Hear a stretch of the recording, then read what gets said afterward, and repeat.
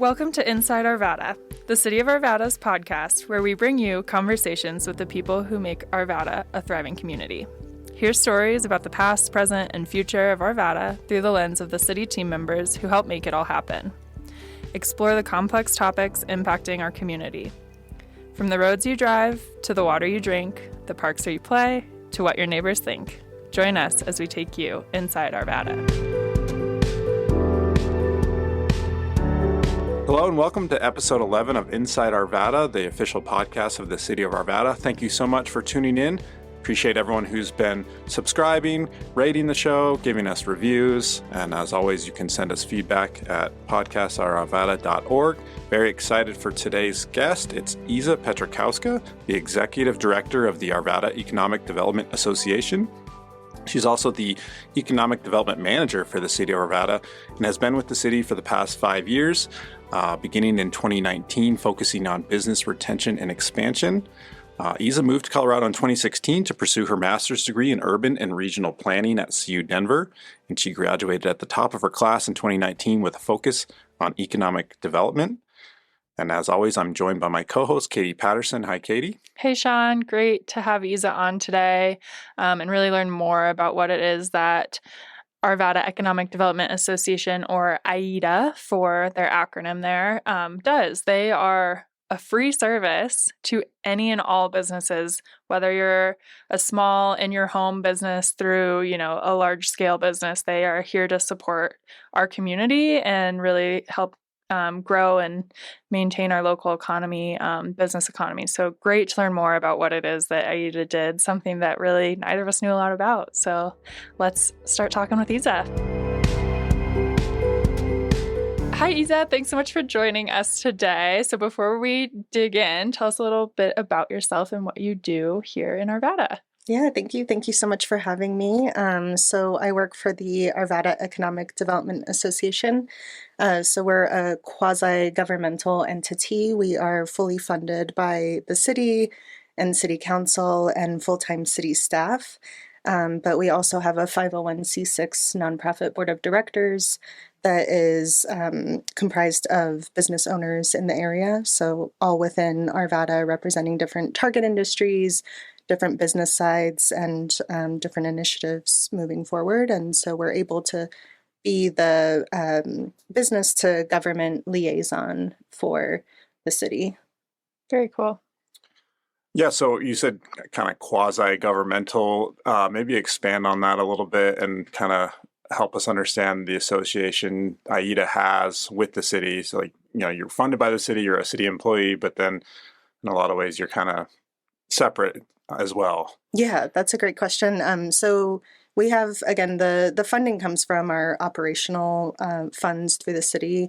We also go to council and the city to request for our nonprofit funding, which provides grants and different services for our businesses that is ultimately decided and approved by our board of directors. So in that sense, kind of able to wear two hats. We have a strong partnership internally with our city partners. We work really closely with planning and the development review team, obviously closely with PD, with crime increasing over the last few years here in Arvada, and some of our businesses have been impacted by that, as well as other entities kind of on a as-needed, case-by-case basis. And the main function of the association is to recruit and retain businesses in Arvada, that's correct? Yes. So we are a free resource for all businesses in Arvada. So we serve anyone from a sole proprietor, a home-based business, to our primary employers, which can be 300 or more employees in the area. So are there certain types of characteristics or things that you're looking for when you recruit or retain businesses? Are there things that you're focusing on maybe now or do generally over time? Yeah, definitely. I think, a lot of our efforts are focused around retaining businesses. So as a almost built out city, I think we're, somewhere 85% build out capacity. We have a little bit more greenfield, raw land development out west, as well as a lot of infill and redevelopment opportunities. but we really focus on creating and maintaining the relationships that we already have with existing businesses. A lot of those are always looking to expand, so helping them with different services on expansion, whether that's through physical locations or expanding workforce and employee base. Why is it so important for the city to have, businesses not only begin here but stay here? Like, why is the city so invested in retaining these businesses? I mean, obviously, it comes down to sales tax, right? Yeah, I mean, sales tax is kind of the end all, but really, it's kind of the entire economic development ecosystem. So, if you don't have good jobs and a steady workforce and reasons for people to live and work here, then you don't really have a growing and thriving community. So, really focusing on that. Obviously, we have the gem of a historic downtown, which is unique to us, and really grateful for that, as well as, a lot of primary employers and amazing businesses that are in the area that both recruit and retain some of our local residents, as well as those coming into Arvada on a day-to-day basis. And sometimes you'll focus on recruiting and retaining specific businesses in specific industries, but you're open to any business that wants to be involved and reach out and get some help. And there's information on the AIDA website and how people can reach out and get involved, right? And Yes, get some of that help. definitely. Yep, we have about 1,500 home-based businesses and sole proprietors. The great thing about a lot of those is they're, entrepreneurs.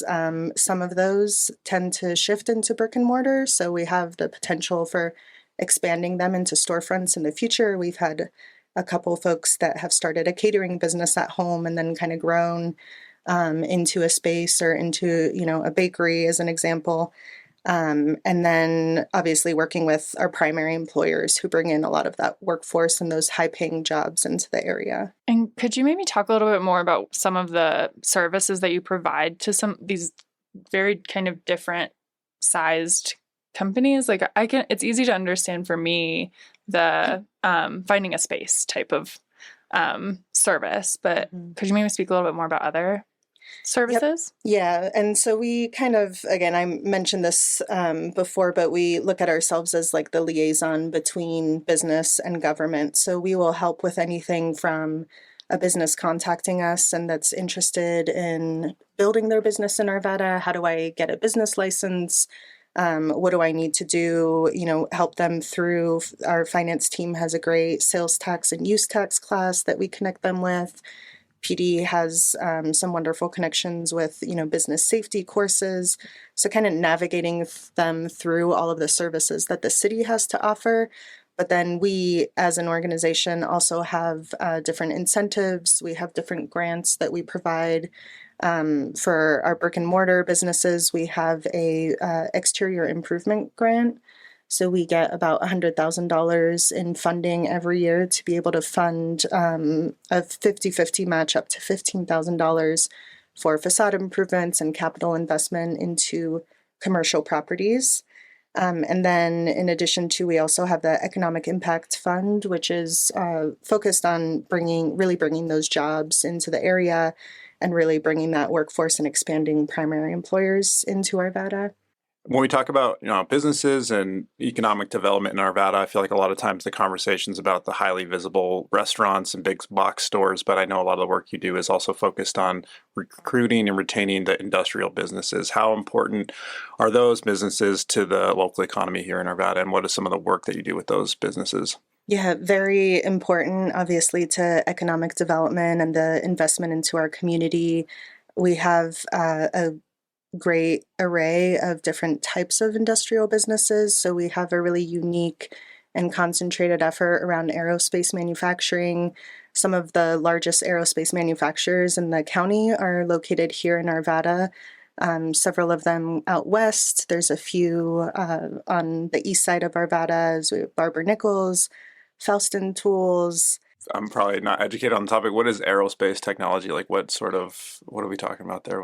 So satellite manufacturing for satellites that are in space. We had Barber-Nichols does engines. So they've done the engine for some of the space, the shuttles that have gone into space, and they have an amazing kind of community and culture as well. Moog is another one that just moved in a few years ago. That was actually a really fun project to work on. It was an annexation into Arvada that brought in that primary employer, and they are doing satellite manufacturing as well. So just really high-tech, high-paying jobs that are being brought into the community. Very cool. I feel like I always think of Boulder when I hear like those sort of operations, but it's great to know that we've got a lot of those right here in Arvada. Yeah. AIDA was also recently reaccredited with the International Economic Development Council. And turns out we're the only accredited economic development association in the state currently. And so congrats on that. Thank you. Can you tell us a little bit more about what that means to be an accredited organization? Yeah, and so our accreditation came through the International Economic Development Council.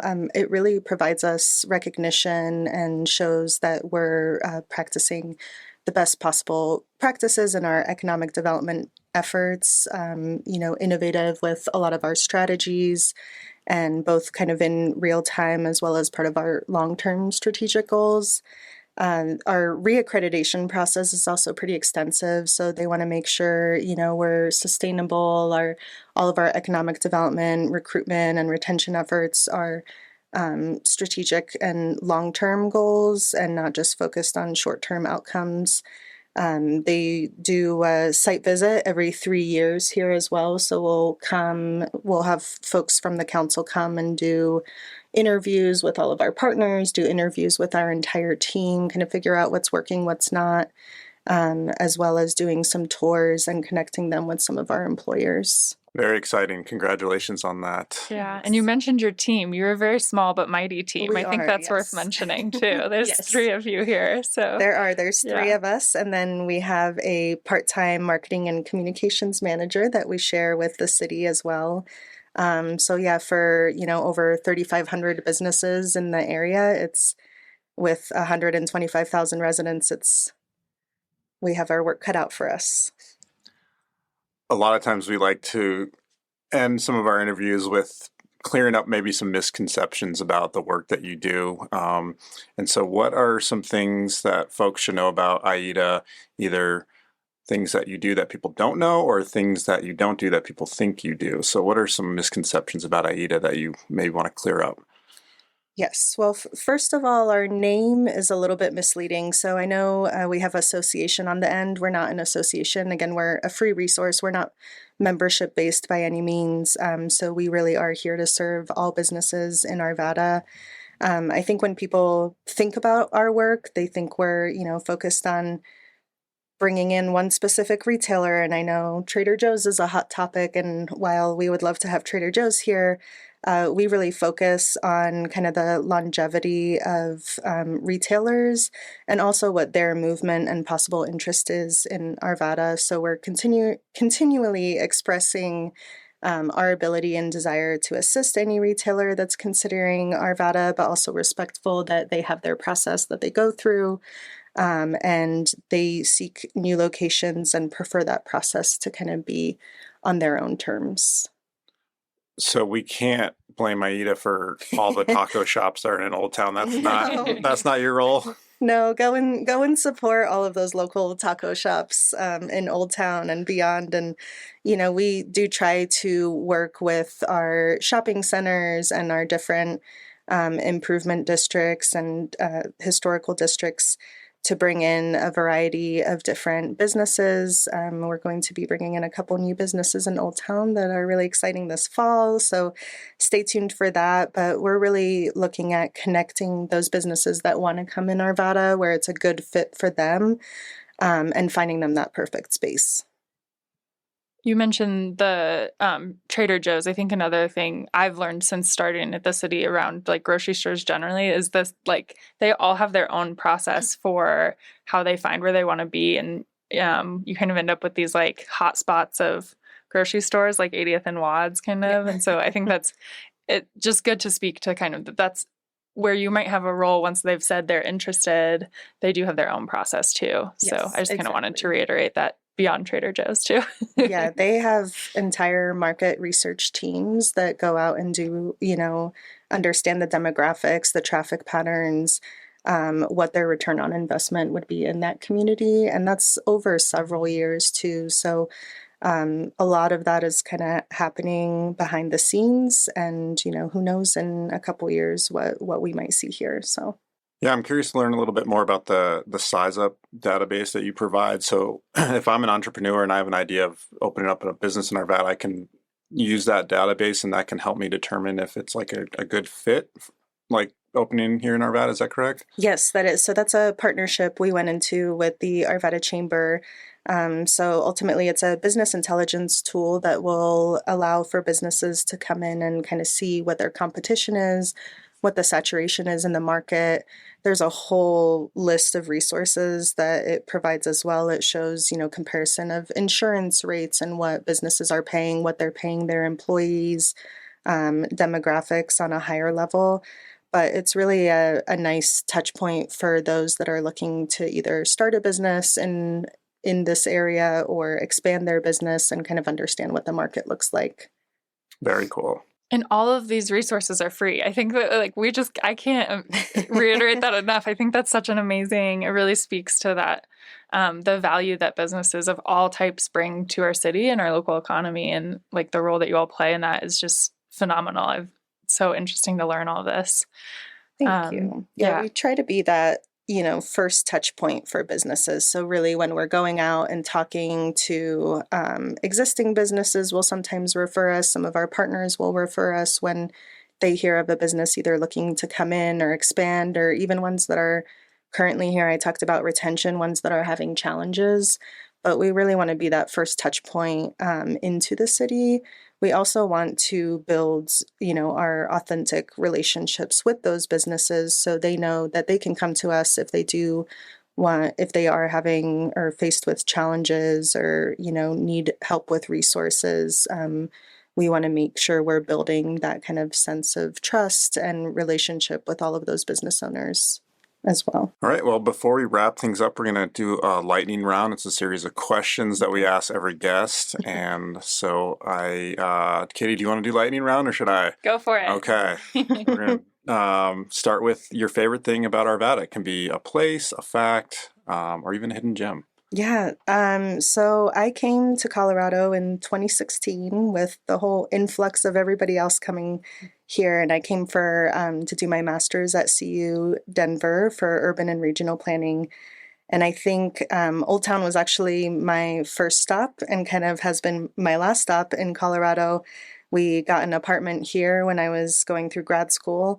And what really drew me to this area was kind of the sense of community and place, and for it being essentially, a large city. It's the 7th largest in Colorado. It still feels like a small town, especially Old Town. And now, just being connected with businesses and kind of being out in the community, always running into folks up north or out west. And it's just been such a great place to raise our family and expand as well on that. And yeah, we love it here. Yeah, Old Town is great. I think people refer to Arvada as like the smallest big city in the, I don't know, world or country or whatever. But all right, what is the best concert you've been to, the first concert, the last concert, however you want to answer that?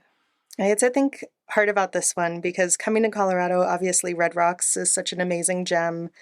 And I saw Alabama Shakes there for the first time, and I saw them live for the first time, and they were just phenomenal. So I come from a musical family. My husband's a musician, and he was blown away by it. So if he was blown away, then that means something.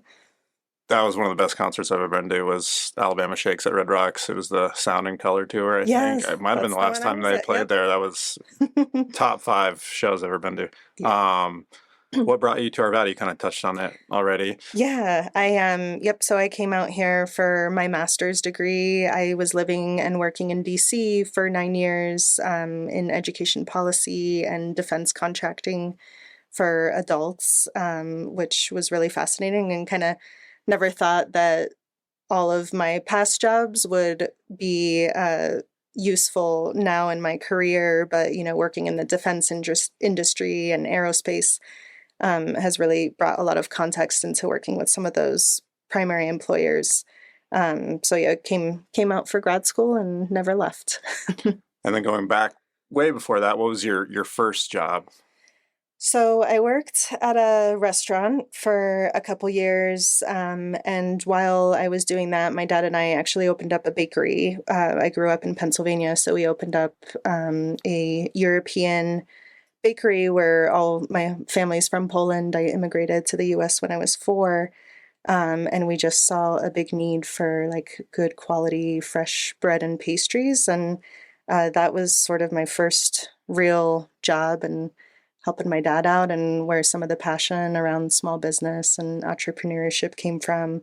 I have so much respect for people that run and operate a small business because it is not easy.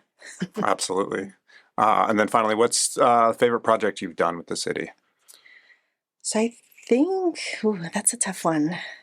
I'd have to say when I first started, we put together a retention committee work plan. So I think that's also something that makes AIDA really unique, is we have a retention committee that's made up of business owners in the community that really come with us on some of those retention visits I mentioned earlier and act as our subject matter experts. So we have folks from restaurant industry, from the finance industry, from the arts. We have the Arvada Center here as well, which is such a gem and a huge community asset. And we have a couple other businesses that focus, or business owners that focus around workforce. And so putting together that plan with that committee and seeing how passionate they are about small businesses, and more so how passionate they are about seeing other businesses succeed.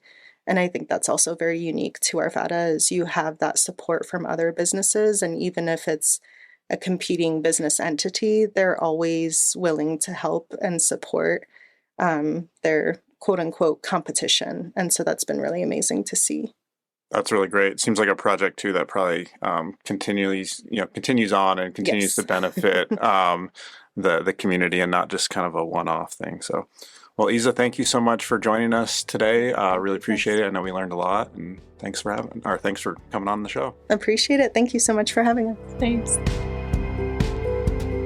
All right, before we let you go, I wanted to move on to our news and events segment. And we recently got a question from a listener named Michael, who asked about a parcel of land out there west of Lake Arbor Park, where there's a small unofficial bike park. And Michael was wondering about the city's plans to develop that area into a bike park. And so actually over the past decade, the city has explored potential uses for that area, also known as the Pomona parcel.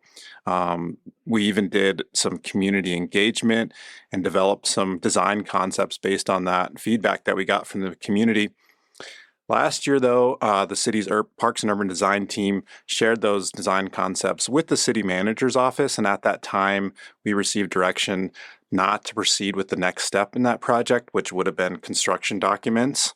That decision was made due to a funding deficit for the project, as well as there is a similar bike project going on currently at Clear Creek Valley Park, which is run by the Highland Hills Park and Recreation District over there. It's very close. It's on the edge of Arvada. And so because they are also developing a park and there was a funding deficit, we decided not to pursue that project any further at this time. However, we do have those updated conceptual designs, and so those can be used in any future planning if resources are made available to construct and maintain a bike park out there by Lake Arbor. So thank you, Michael, for asking us that question. We really appreciate it. Anyone who has any questions can reach out to us at podcast@arvada.org. Speaking of bikes, Katie, we have a bike-friendly community survey that's open right now. Yeah, so if you are a biker cyclist in our community, or if you're interested in biking in Arvada, we encourage you to take our bike-friendly community survey. And so the city has been a bike-friendly community since 2010, and as a part of maintaining that designation, we have a survey out that the League of Bicycle Communities puts out. And so we'll put a link to that survey in our show notes for folks.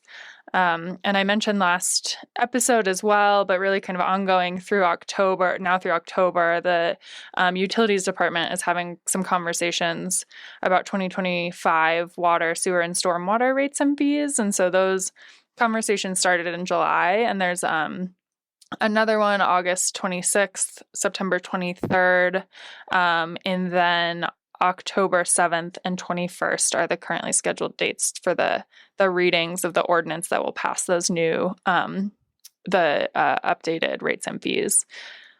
And then, Sean, we're wrapping up summer. What's going on with our summer events? Yeah, we still have a few events here as we close out summer and look ahead to fall. One thing we've yet to mention is the Lake Arbor Golf Course's 50th anniversary celebration. And so Lake Arbor is turning 50 this year, and as part of that celebration, they are giving away free pint and wine glasses that have a limited edition 50th anniversary logo on them. You do have to play around golf and purchase that drink, but then you get to keep the glass for yourself. So visit lakearborgolf.com for more information and to book your tee time to get those limited edition drinkware. Also, the Climate Action and Sustainability Plan, our next round of engagement is now open. We're asking members of the community to rank their preference of initiatives that they want to see included in the plan. And so you can go to arvadaco.gov/climateaction to learn more about that step of engagement and to weigh in on those initiatives. And next, we have our Arvada Days coming up here pretty soon on Saturday, August 24th. That's our end of summer celebration hosted by the Arvada Festivals Commission. It's a super family-friendly event out there at Clear Creek Valley Park. There'll be a Nerf turf zone, free train rides, free inflatables, and not a free beer garden, but a beer garden for the parents benefiting the Ralston House. So something for everyone at Arvada Days on August 24th. And then finally, just some seasonal closures coming up. The Ralston Central Splash Pad will close after Labor Day. And then the Old Town Fountain in Old Town Arvada will move to weekends only after Labor Day through September. And then it'll close for the season starting in October. Well, thanks again so much to our guest today, Isa. We had a great time getting to know more about AIDA and the work that they do. Be sure to listen to our next episode with our emergency management coordinator, Nick Adams. We talk with him about emergency preparedness, what it means to be prepared in the case of an emergency.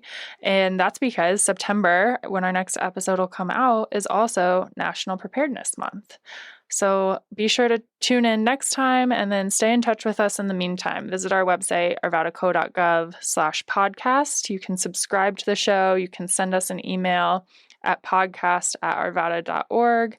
And be sure to share with your friends, family, neighbors to help us promote the show. And always be sure to subscribe, rate, and review. Today's podcast was recorded and edited by Arvada Media Services producers James Long and Steve Milkey.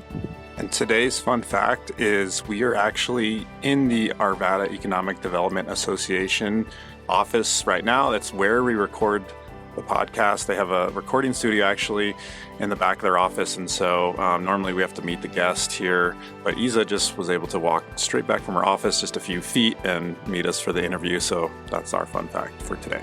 Whoa.